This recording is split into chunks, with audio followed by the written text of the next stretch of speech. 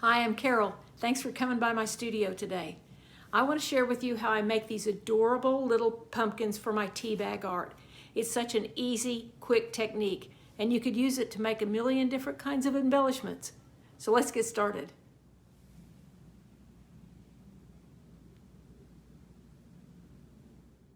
Here's my supplies. I have a silicone mat that I took out of the kitchen and it won't go back to the kitchen.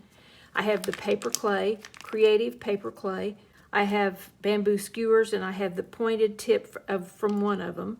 I have a piece of a plastic straw, something to use as a rolling pin, and this is a donut cutter. So I took this middle out, and this is going to be the shape of my pumpkin, and it's not quite round, but I like that. So I will take my paper clay and set it between two of these bamboo skewers, and the point of them is to make sure that all of my pumpkins are the same thickness. So I'm just going to roll this flat. Oops.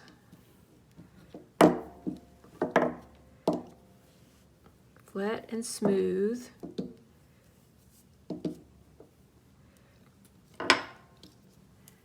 And might take my little cutter and cut as many little round shapes out of it as I can.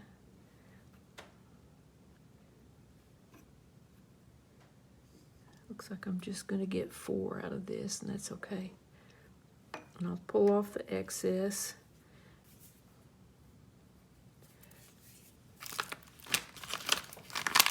Just decide where a pair of eyes would go and cut like that. And then you can make 3 or 4 in a row to make his mouth. And if they don't just come right out, you can pick them out with this skewer. And if you feel like this is a little raggedy looking, these are easy to sand when they're dry. But just pick as much of that stuff out of the middle there as you like.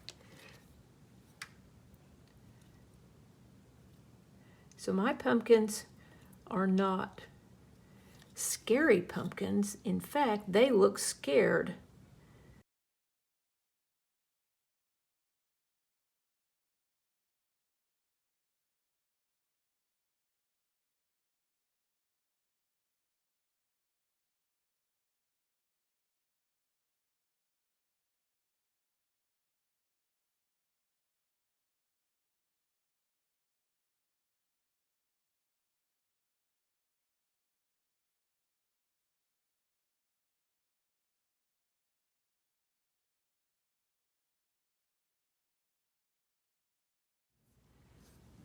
And then the last thing to do is to make the dents in the pumpkin, you know, where it goes around and they look like a pumpkin. So we're going to make some marks here with the skewer that will give it that pumpkin shape.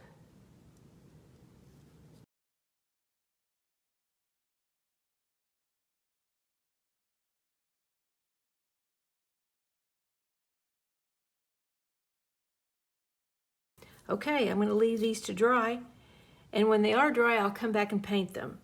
Okay, they're dry. Now I have a sanding block, or you could use sandpaper, and I'm just going to sand lightly. This stuff sands so easily.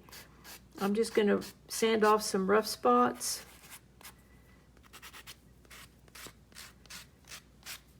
Around his edges.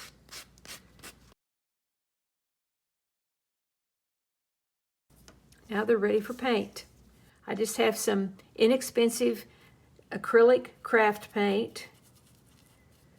And I just want to make sure all of his edges are covered, and inside of his eyes and inside of his mouth. And I'll use this stick just to hold it in place while I paint it. Isn't this fun?